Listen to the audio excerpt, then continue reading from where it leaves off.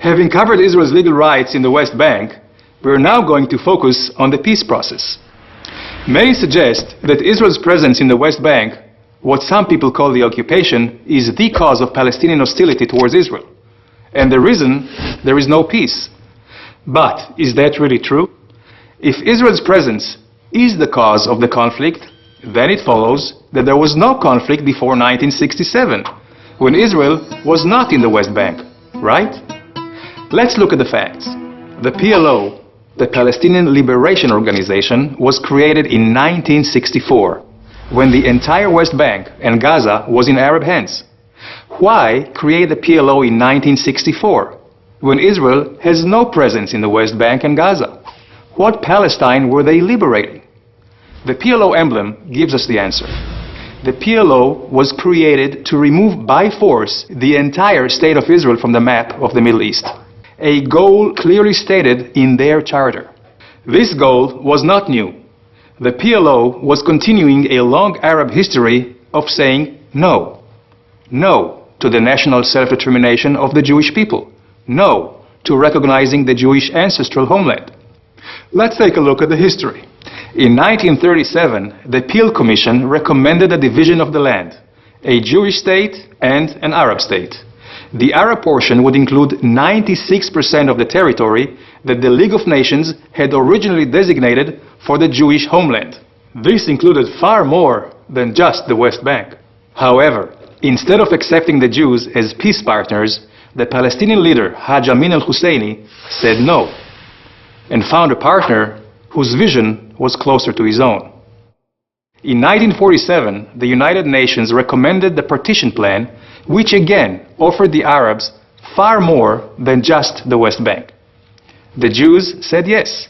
The Arab leaders again said no, and launched a war of extermination. Israel won that war, established the state, but did not know a day of peace, despite the fact that its Arab neighbors held the entire West Bank. The Arabs continued saying no.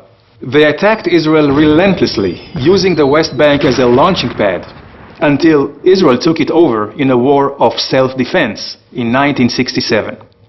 After the war, the Arab League rejected all attempts at peace. They continued to choose force over negotiation. And at a summit in the city of Khartoum, we again heard no, no, no. Let's fast forward to 1993. Israel and the Palestinians signed the Oslo Accords. Were the Palestinians finally saying yes? It appeared so. Israel said yes and gave territorial control to a Palestinian government it helped establish. But despite signing agreements, the Palestinian actions said no. During the next 5 years, Israel saw a significant increase in terrorist attacks, which killed hundreds of Israelis. In 1996, Yasser Arafat, the Palestinian leader, declares, "We plan to eliminate the state of Israel and establish a purely Palestinian state." But Israel did not give up saying yes. In 2000, Israel's Prime Minister Barak offers the Palestinians 93% of the West Bank. Again, the answer is no, together with increased terror.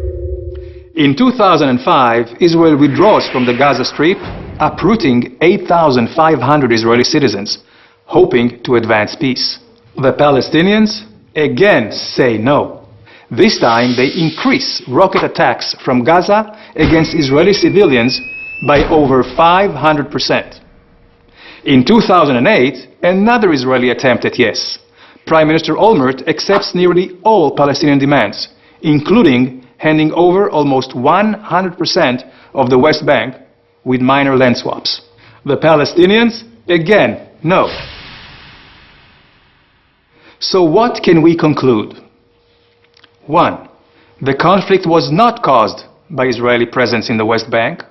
The real cause of the conflict, until today, is the long-held Arab history of saying no. No to peace, no to the existence of Israel. Because no is consistent with Palestinian policy, education, and media. Political and religious leaders continuously promote Israel's destruction.